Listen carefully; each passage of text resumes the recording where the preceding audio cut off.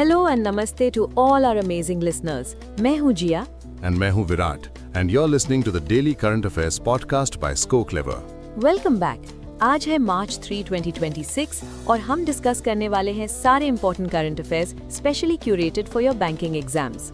बिल्कुल, और ये सारा कंटेंट लिया गया है हमारी daily banking premium current affairs PDF से, जो आपको ScoClever के टेलीग्राम चैनल पर बिल्कुल फ्री में मिलता है। Yes, and we are really proud of our content. Recent bank exams में जिन एस्पिरेंट्स ने ScoClever से करंट अफेयर्स प्रिपेयर किया, उन्होंने मैक्सिमम 29 अटेम्प्ट्स दिए हैं।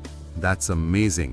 हमारे full time current affairs experts daily newspapers को एनालाइज करके आपसे एग्जाम के लिए आवश्यक जानकारी ही देते हैं। हमारा कंटेंट बाकी सोर्सेज से 5 गुना तक कम होता है, लेकिन परफॉर्मेंस में सबसे बेहतर है। सो चैनल जरूर ज्वाइन करें, लिंक डिस्क्रिप्शन में है। चलिए, let's start with the national news. पहली खबर दिल्ली से है। प्रेसिडेंट द्रौपदी मुर्मू जी ने दिल्ली सरकार की कुछ women centric welfare schemes launch की हैं। अच्छा, कौन सी स्कीम्स हैं? एक तो है pink national common mobility card, खास तौर पर महिलाओं के लिए, और सशक्त नारी समृद्ध दिल्ली प्रोग्राम के तहत राशन कार्ड होल्डिंग फैमिलीज को होली और दिवाली पर 2 फ्री एलपीजी सिलेंडर्स मिलेंगे। अरे वाह, ये तो बहुत बढ़िया खबर है। हाँ, और इस स्कीम का 129 करोड़ रुपीस का बेनिफिट डायरेक्ट बेनिफिट ट्रांसफर मतलब डीबीटी के थ्रू सीधा बेनिफिशरीज के बैंक अकाउंट्स में जाएगा। इसके साथ ही उन्होंने दिल्ली लखपति बिटिया योजना और मेरी पूंजी मेरा अधिकार इनिशिएटिव भी लॉन्च किया। Great initiative. नेक्स्ट न्यूज क्या है? अगली खबर E20 पेट्रोल को लेकर है। सेंट्रल गवर्नमेंट ने अप्रैल 2026 से पूरे देश में E20 पेट्रोल की सेल को मैंडेटरी कर दिया है। E20 मतलब petrol blended with 20% ethanol, right? Exactly. इसमें मिनिमम रिसर्च ऑक्टेन यानी RON 95 होगा। ये मूव क्रूड ऑयल इंपोर्ट्स पर हमारी डिपेंडेंसी कम करेगा और वहीक्यूलर कार्बन एमिशंस को भी कन्वेंशनल पेट्रोल के मुकाबले 35% तक घटाएगा। ये RON क्या होता है? जरा सिंपल भाषा में समझाओ। जरूर। RON बेसिकली एक मेजर है जो बताता है कि फ्यूल इंजन में बिना नॉकिंग के कितनी अच्छी तरह बर्न होता है। नॉकिंग मतलब जब फ्यूल टाइम से पहले इग्नाइट हो जाता है, जिससे इंजन डैमेज हो सकता है। हायर RON मतलब better quality and smoother engine performance. Got it. तो 95 RON मतलब काफी अच्छा फ्यूल है। चलो अब इकोनॉमी सेक्शन पर आते हैं। इंडिया के करंट अकाउंट डेफिसिट यानी CAD पर RBI की रिपोर्ट आई है। ओह, तो क्या नंबर्स है? Q3 ऑफ फाइनेंशियल ईयर 26 मतलब जो क्वार्टर दिसंबर 2025 में खत्म हुआ, उसमें इंडिया का CAD बढ़कर $13.2 बिलियन हो गया है, जो GDP का 1.3% है। पिछले साल इसी क्वार्टर में ये $11.3 बिलियन था। सो डेफिसिट बढ़ गया है। CAD का मतलब क्या होता है for our listeners? Good question. Current account deficit तब होता है जब एक देश फॉरेन करेंसी स्पेंड ज्यादा करता है और अर्न कम, मतलब हमारे इंपोर्ट्स की वैल्यू हमारे एक्सपोर्ट्स की वैल्यू से ज्यादा है। अच्छा, रिपोर्ट में और क्या इंटरेस्टिंग पॉइंट्स है? मर्चेंडाइज ट्रेड डेफिसिट मतलब गुड्स के ट्रेड का घाटा बढ़कर $93.6 बिलियन हो गया है। लेकिन अच्छी बात यह है कि नेट सर्विसेज रिसीट्स मतलब सर्विसेज से होने वाली कमाई बढ़कर $57.5 बिलियन हो गई है। और NRI डिपॉजिट्स में $5.1 बिलियन का नेट इनफ्लो हुआ है, पर हमारा फॉरेन एक्सचेंज रिजर्व $24.4 बिलियन से घट गया। मिक्स्ड पिक्चर है इकोनॉमी की। चलिए बैंकिंग न्यूज पर चलते हैं। NSE इंटरनेशनल एक्सचेंज ने इन्वेस्टर्स के लिए एक नया प्लेटफॉर्म लॉन्च किया है। अच्छा, क्या नाम है प्लेटफॉर्म का? इसका नाम है NSE IX ग्लोबल एक्सेस। ये NSE की सब्सिडरी NSE IX ने लॉन्च किया है, जो गिफ्ट सिटी गुजरात में बेस्ड है। Sounds interesting. इससे इन्वेस्टर्स को क्या फायदा होगा? इसके through resident Indian retail investors और NRIs दोनों ही ओवरसीज इक्विटीज, डेट्स और ETFs में डायरेक्टली इन्वेस्ट कर पाएंगे। शुरुआत में US लिस्टेड स्टॉक्स और ETFs में एक्सेस मिलेगा और बाद में 30 से ज्यादा इंटरनेशनल मार्केट्स में एक्सपैंड करने का प्लान है। वाओ, मतलब अब हम US स्टॉक्स में आसानी से इन्वेस्ट कर सकते हैं। हाँ, और सबसे कूल फीचर है फ्रैक्शंस ऑफ शेयर्स खरीदने की फैसिलिटी। मतलब आप हाई प्राइस स्टॉक्स में मिनिमम $5 से भी इन्वेस्टमेंट शुरू कर सकते हैं। सारे ट्रांजैक्शंस डॉलर डिनोमिनेटेड होंगे और T+1 सेटलमेंट साइकिल पर ऑपरेट करेंगे। ये तो RBI के LRS फ्रेमवर्क के अंडर होगा, है ना? बिल्कुल। लिबरलाइज्ड रेमिटेंस स्कीम के तहत एक इंडिविजुअल एक फाइनेंशियल ईयर में ₹2,50,000 तक रेमिट कर सकता है ओवरसीज इन्वेस्टमेंट्स के लिए। और इस प्लेटफॉर्म को रेगुलेट कर रही है international financial services centres authority यानी IFSCA। ग्रेट। बैंकिंग सेक्टर से एक और छोटी सी खबर है। सेबी ने कॉफी डे एंटरप्राइजेज लिमिटेड पर ₹10 लाख की पेनल्टी लगाई है।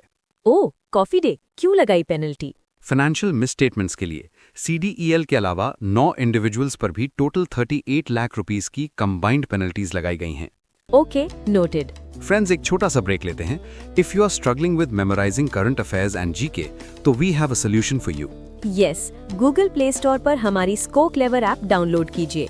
हमारी ऐप एक unique new learning technique use करती है, जिसे आप जो एक बार पढ़ेंगे वो कभी नहीं भूलेंगे।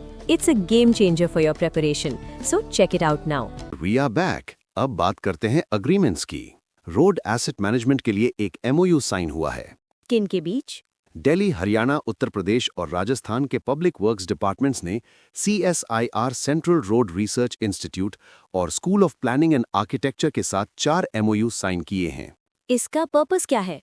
इसका एम है नेशनल कैपिटल रीजन मतलब NCR में एक स्टैंडर्ड फ्रेमवर्क और रोड एसेट मैनेजमेंट सिस्टम, जिसे रैम्स कहते हैं, इम्प्लीमेंट करना। इससे इन 4 स्टेट्स में 28,870 किलोमीटर रोड्स को मैनेज किया जाएगा।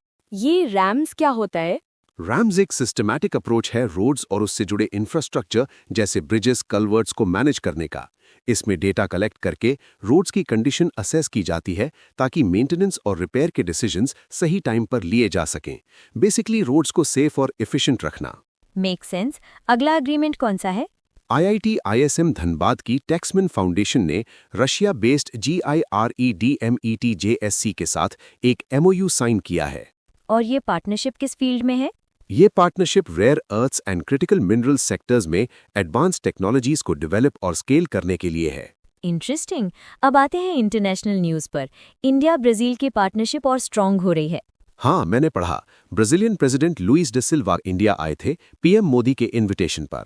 करेक्ट। उन्होंने न्यू दिल्ली में second India AI impact summit 2026 में पार्टिसिपेट किया। साथ ही इंडिया ब्राजील इकोनॉमिक फोरम भी ऑर्गेनाइज हुआ। कोई मेजर अग्रीमेंट्स हुए हैं क्या?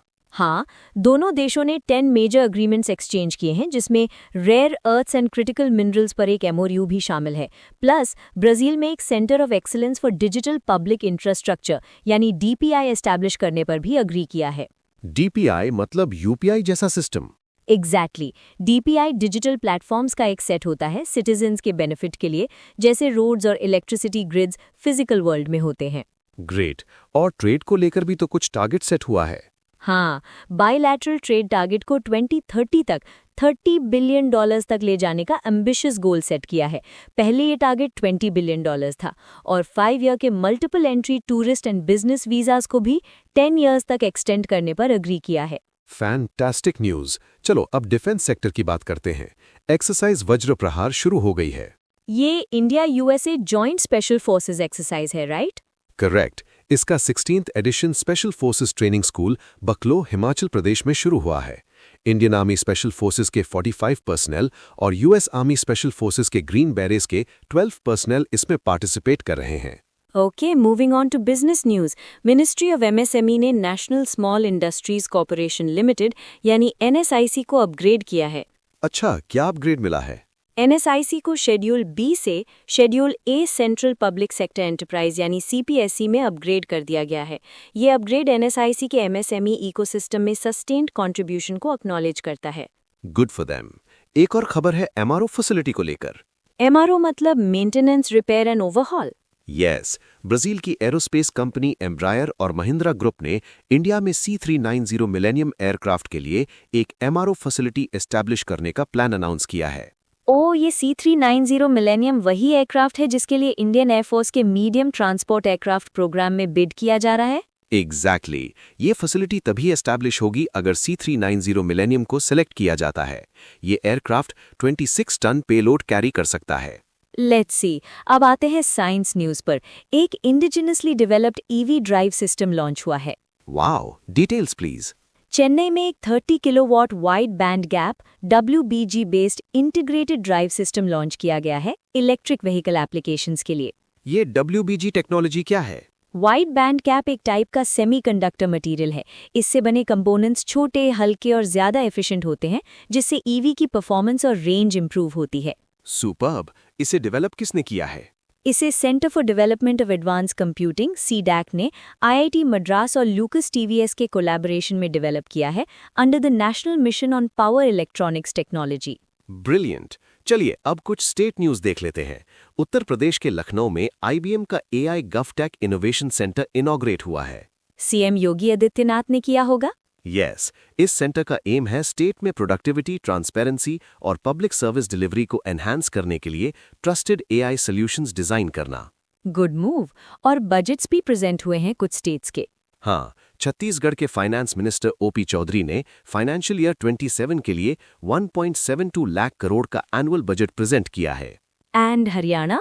हरियाणा के सीएम नायाब सिंह सैनी ने FY 27 के लिए स्टेट बजट प्रेजेंट किया, जिसका आउटले है 2.23 lakh crore. Okay, now for some quick updates. Let's start with appointments. Sure. BP Singh को director general of naval armament यानी DGONA अपॉइंट किया गया है at naval headquarters New Delhi. Next, financial services institutions bureau यानी FSIB ने general insurance corporation of India GIC re के CMD की position के लिए हितेश रमेश चंद्र जोशी का नाम रेकमेंड किया है। और एक रेजिग्नेशन भी है। वर्ल्ड इकोनॉमिक फोरम के president and CEO Borge Brende ने रिजाइन कर दिया है।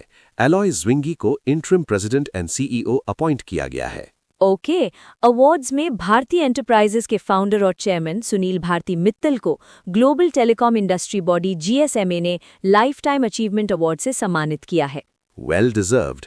अब आते हैं सबसे एक्साइटिंग सेक्शन पर, sports. Milano Cortina winter Olympics 2026। ये इटली में हुए थे, राइट? मिलान और कोर्टिना डम्पेज़ो ने को होस्ट किया था। करेक्ट। और मेडल टैली में नॉर्वे ने टॉप किया है for a 4th consecutive time. Total 41 medals, जिसमें 18 गोल्ड हैं। USA सेकंड पर रहा। और इंडिया? थोड़ा सैड। इंडिया की 2-member कंटिंजेंट की, but unfortunately we did not secure any medals. कोई नहीं, नेक्स्ट टाइम।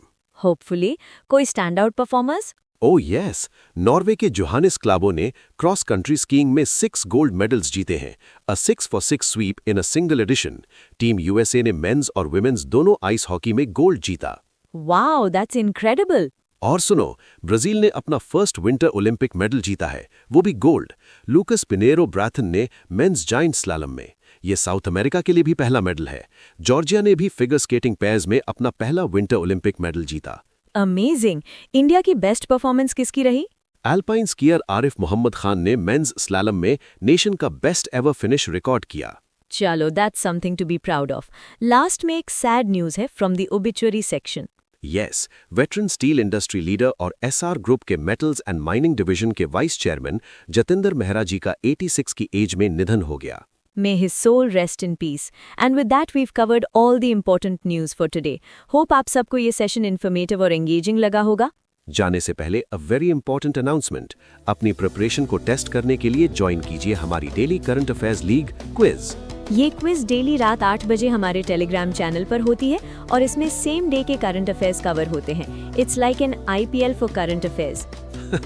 बिल्कुल, हर महीने एक नई लीग शुरू होती है। आपके स्कोर्स मंथ एंड तक काउंट होते हैं और विनर्स को मिलते हैं exciting rewards. So what are you waiting for? Immediately join कीजिए हमारा Telegram channel current affairs league. Joining link is in the description. Thanks for tuning in. हम कल फिर मिलेंगे विद मोर अपडेट्स। तब तक के लिए keep learning and stay motivated. Bye bye.